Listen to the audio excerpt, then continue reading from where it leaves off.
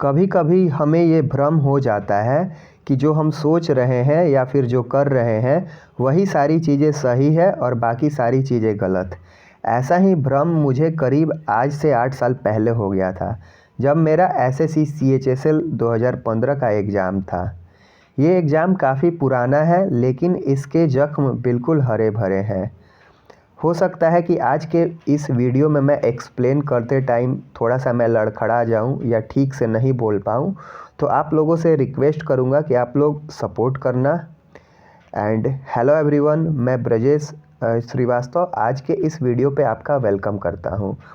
आज के इस वीडियो पे मैं अपनी एसएससी सीएचएसएल की एक ऐसी जर्नी को शेयर करूंगा जिसका रिग्रेट मुझे आज भी है। आज भी मैं सोचता हूँ कि काश ये टाइम बैक हो जाता और मैं पीछे जाके समय में चीज़ों को ठीक कर पाता। लेकिन वो क्या बोलते हैं ना कि एक बार टाइम बीत जाता है तो चाहे हम कितना भी प्रयास कर लें, चीज़ें ठीक नहीं हो पाती है। और कई बार तो ये भी सोचते हैं कि एक सेकंड चांस मिल जाता और सेकंड चांस में हम चीज़ों को ठीक कर पाते, लेकिन कई बार तो सेकंड चांस भी नहीं मिल पाता है। मैं बात कर रहा हूँ एसएससी सीएचएसएल 2015 के एग्ज़ाम की। उस टाइम तक एसएससी के एग्ज़ाम ऑफलाइन होते थे, पेन पेपर मोड पे होते थे। आप यहाँ स्क्रीन पर देख रहे होंगे कि ये ऑफलाइन एग्ज़ाम लास्ट ही था, क्योंकि इसके बाद से एग्ज़ाम ऑनलाइन होना स्टार्ट हो गया था। तो आप ये देख रहे होंगे कि मेरे टीयर 1 में, यहाँ पे आप देख रहे होंगे कि मेरे टीयर 1 में 136 मार्क्स थे और उस टाइम पे यूआर कैटेगरी का कट ऑफ 117 था, यानी कट ऑफ से करीब 19 नंबर ज़्यादा था। 19 नंबर ज़्यादा था और डिस्क्रिप्टिव में मेरे 60 मार्क्स थे। टोटल मार्क्स बने थे 196 मार्क्स। और यहाँ पे आप देख रहे होंगे कि नेशनल रैंक 3652 था और कैटेगरी रैंक 1846 था और टोटल वैकेंसी 10K के आसपास थी। 10 और जिसमें सबसे ज़्यादा वैकेंसी पीएएसए की थी, postal assistant and shortening assistant की सबसे ज़्यादा वैकेंसी थी। तो इस रिज़ल्ट को मेरे पापा ने देखा तो वो बोला कि वैकेंसी 10K के आसपास है और यहाँ पे नेशनल रैंक 3652 है और ऑल इंडिया ये कैटेगरी रैंक 1846 है। तो बस तुम्हें क्या करना है कि टाइपिंग की प्रैक्टिस करनी है। बस केवल टाइप निकाल लोगे, क्वालिफाई कर जाओगे तो यहाँ पे एक जॉब मिल जाएगी। लेकिन वो हम बोलते हैं ना कि जो हम सारी चीज़ें सोचते हैं, हाँ, सारी चीज़ें हमारे सोच के अकॉर्डिंग नहीं हो पाती है। उस टाइम पे मुझे एक ऐसा भ्रम हो गया था कि उस साल 2015 में मैंने करीब 7-8 एग्ज़ाम दिए थे, 8 या 9 एग्ज़ाम दिए थे। 4 एग्ज़ाम आईबीपीएस के। मैं बात करूंगा कि IBPS PO, IBPS clerk, IBPS RRB PO, IBPS RRB clerk and railway NTPC SSC CGL, SSC CGL और ये हो गया एसएससी सीएचएसएल। मैंने ये 7 एग्ज़ाम दिए थे और मेरा सातों में रिजल्ट आ गया था।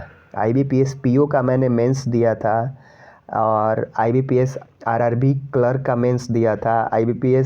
आईबीपीएस आरआरबी ऑफिस असिस्टेंट में मैंने 2015 में उससे पहले इंटरव्यू दिया था और इन सभी एग्ज़ाम के मैंने मेंस दिए थे। आरआरबी एनटीपीसी का मेरा मेंस मुंबई से था, तो मैं मुंबई गया था। जनवरी में मेरा मेंस था और जनवरी के कुछ दिन बाद ही टाइपिंग होना था। ये 2017 में टाइपिंग होना था।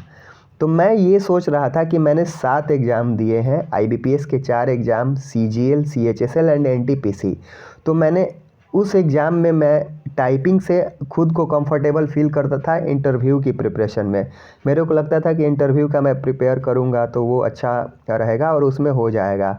और आईबीपीएस आरआरबी क्लर्क में, आईबीपीएस क्लर्क में तो इंटरव्यू भी नहीं था, सीधे आप मेंस क्वालिफाई करने पे आप फाइनल मेरिट आपका सिलेक्शन हो जाएगा।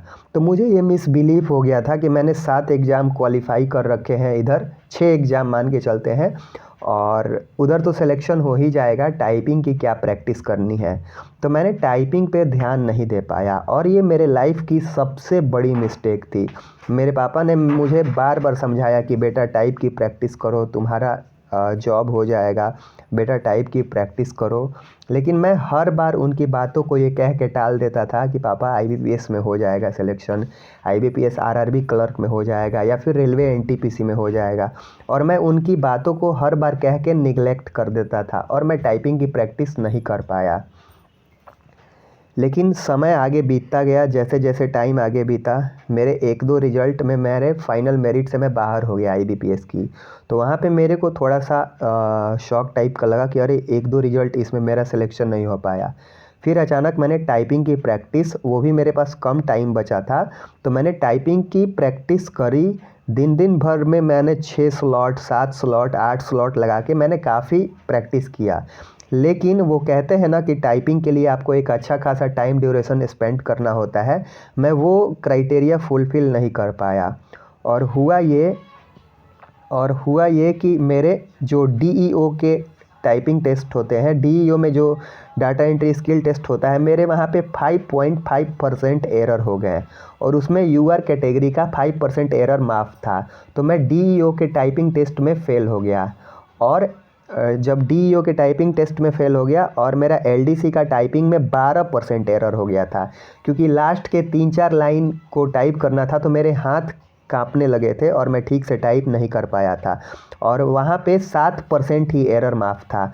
तो मैं दोनों टाइपिंग में फ़ेल हो गया और दोनों टाइपिंग में जब फ़ेल हो गया और फाइनल रिज़ल्ट आया तो वहाँ पे जब कट ऑफ था 184 और मेरे मार्क्स थे 196, लेकिन मेरे कट ऑफ से 12 नंबर एक्स्ट्रा होने के बाद भी मैं इस एग्ज़ाम में एक जॉब सिक्योर नहीं कर पाया और ऐसा लगा मानो मेरे पैरों तले ज़मीन खिसक गया। और जैसे मेरे हाथ में वो सारा एग्ज़ाम था, एक एक करके सारा एग्ज़ाम हाथ से निकलता गया और मैं पूरा रिग्रेट करने लगा कि ओह, काश मैं अपनी पापा की बात सुन लेता और पीछे जो उन्होंने समझाया था काफ़ी अच्छे से कि टाइप की प्रैक्टिस कर लेता। शायद ये मेरे लाइफ की सबसे बड़ी गलती रही होगी कि मुझे उनकी बात सुननी चाहिए थी, क्योंकि एक यहाँ पे मेरिट बन चुका था, सिर्फ टाइप की प्रैक्टिस करनी थी। तो मैं इस गम को भुलाने के लिए अब मैंने सोचा कि बस CHSL 16 अगले साल के CHSL में पूरा एफ़र्ट लगाते हैं। मतलब कि अब मेरे लिए सिर्फ CHSL 16 ही दिखाई दे रहा था कि CHSL 16 में मैं किसी तरीके से अपना बेस्ट परफॉर्मेंस दूं और टाइपिंग के लिए रात दिन एक कर दूं और जितना एफ़र्ट लगाना हो लगाऊं और किसी तरीके से सिलेक्शन लूं ताकि मैं CHSL 15 के टाइपिंग का गम भुला पाऊं। तो मैंने CHSL 16 क्वालिफ़ाई किया और CHSL 16 क्वालिफ़ाई किया, लेकिन यहाँ पे मेरे डिस्क्रिप्टिव में 43 मार्क्स आए। मेरे डिस्क्रिप्टिव में 43 मार्क्स आए, जो कि मार्क्स बहुत कम रह गए थे। और यहाँ पे मैंने टाइपिंग के लिए काफ़ी अच्छा मेहनत किया था और मेरे 0.33% टाइपिंग में एरर हुए थे और यहाँ पे मैं टाइपिंग क्वालिफ़ाई कर गया। लेकिन यहाँ पे जब फाइनल रिज़ल्ट आया तो मेरा यहाँ पे फाइनल सिलेक्शन हो नहीं पाया, क्योंकि इस बार मेरे मेरिट में आने लायक नंबर नहीं थे और मैं मन ही मन सोच रहा था कि जब नंबर आए तो टाइपिंग में फ़ेल हो गया और जब टाइपिंग क्वालिफ़ाई हुआ तो नंबर ही नहीं आए। और ये 2 साल CHSL 15-16 ये काफ़ी रिग्रेट से भर गया। अब मेरा टारगेट एक यही था कि अब फिर से 2017 में हम फिर से एक नए सिरे से 2017 में अपीयर होते हैं CHSL के लिए और इस बार पहले पेपर में ही और दूसरे पेपर में दोनों में अच्छा परफॉर्म करेंगे। लेकिन वो क्या बोलते हैं ना कि जो हम सोचते हैं सारी चीज़ें हमारे सोच के अकॉर्डिंग बिल्कुल नहीं हो पाती है और हमें भ्रम भी हो जाता है कि हम ऐसा इतना अच्छा परफॉर्म कर पाएंगे। इस बार 2017 में मेरा प्रीलिम्स ही नहीं निकल पाया, मैं डिस्क्वालीफाई हो गया और 2017 और 2018 दोनों ईयर लगातार मेरा पेपर 1 ही नहीं निकल पाया। और अब मेरे लिए मतलब यहाँ पे मैं अंदर से एकदम ब्रोकन फील करने लगा था कि अब तो लग रहा था कि ये CHSL बहुत परेशान किया। और एक मैंने लास्ट अटेम्प्ट लेना स्टार्ट किया CHSL 2019 का।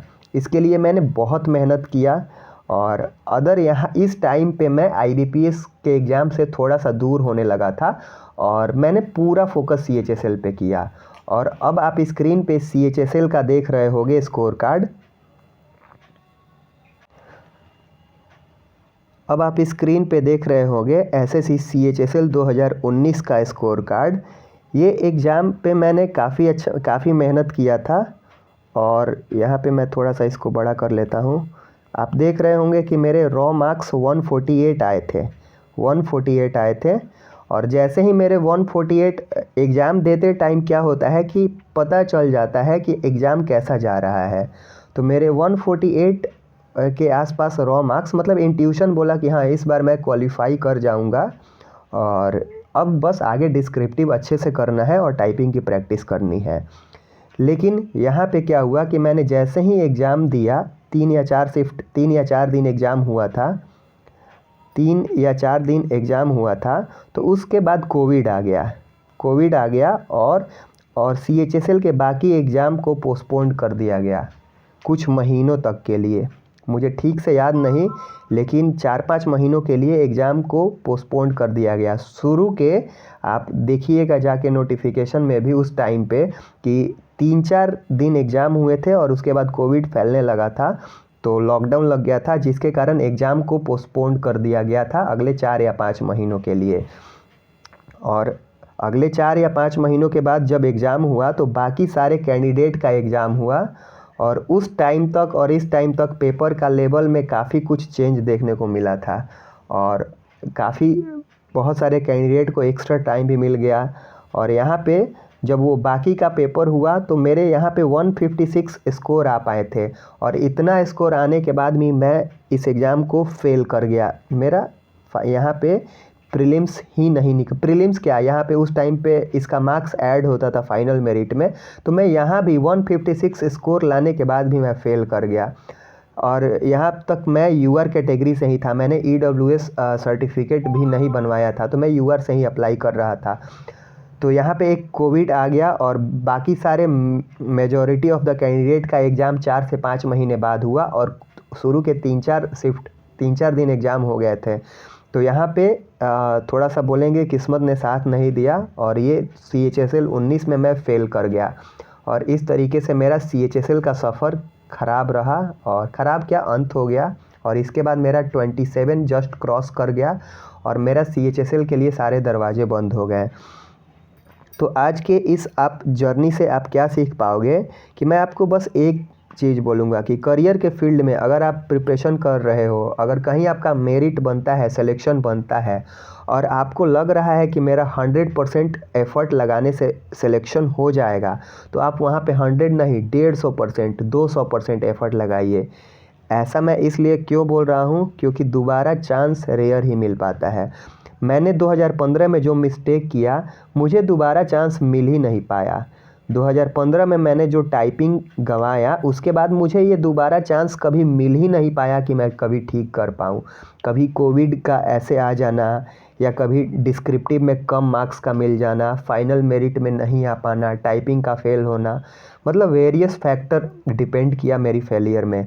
इसके अलावा मैं बात कर दूं कि मेरा टाइपिंग का बहुत रिग्रेट था कि मैं टाइपिंग इस तरीके से फ़ेल हुआ। तो इस रिग्रेट को कम करने के लिए मैं RRB NTPC के टाइपिंग में भी गया था और उस टाइम पे, अभी ये पिछले साल का बात है 2022 का, मुझे ऐसा लगा कि अगर NTPC का मैं टाइपिंग क्वालिफाई कर जाता हूँ तो हो सकता है कि मेरा ये रिग्रेट कम हो जाए जो मैंने आज से करीब 7 या 8 साल पहले CHSL 15 में वो मिस्टेक किया था। और आप सब लोग जानते ही होंगे कि RRB NTPC का टाइपिंग एक्सपीरियंस मेरा कैसा रहा था। मैंने काफ़ी मेहनत किया था। मेरे घर पे 45 से अभी भी मेरे टाइपिंग स्पीड 45 to 50 वर्ड पर मिनट है, लेकिन मैं RRB NTPC का टाइपिंग स्किल टेस्ट में डिस्क्वालीफाई हो गया। अब आप जानते ही होंगे कि उस टाइम पे क्या हुआ था कि फर्स्ट शिफ्ट का exam, typing skill test exam cancel हो गया था और हम लोग का एग्ज़ाम काफ़ी डिले हुआ। बहुत लोग पैनिक हो गए थे, कीबोर्ड भी सही कंडीशन में नहीं था और मेरे हाथ भी वहाँ पे कांपने लग गए थे। हालांकि फेलियर होता है, अगर मैं कुछ भी बोलूँ तो ये एक एक्सक्यूज़ ही लगेगा कि ये तो सिर्फ कुछ नहीं, एक अपनी फेलियर को छुपाने के लिए एक्सक्यूज़ है। लेकिन मैं आपसे यही कहना चाहूँगा कि अगर करियर के फील्ड में अगर आपको ऐसा लगता है कि आपका सिलेक्शन काफ़ी करीब है, तो आपको वहाँ पे पूरा एफ़र्ट लगाना है। आपको पीछे आने के बारे में सोचना ही नहीं है। आप 100 नहीं 200% एफ़र्ट लगाइए, क्योंकि दोबारा चांस रेयर ही मिल पाता है। अगर मैं बात करूँ तो मुझे कभी ऐसा मौका मिल ही नहीं पाया। आई होप कि आज के इस जर्नी से आप सीखे होंगे। और आपको क्या लगता है, आप कमेंट बॉक्स में अपने विचार को रख सकते हैं। मिलते हैं अगले वीडियो में।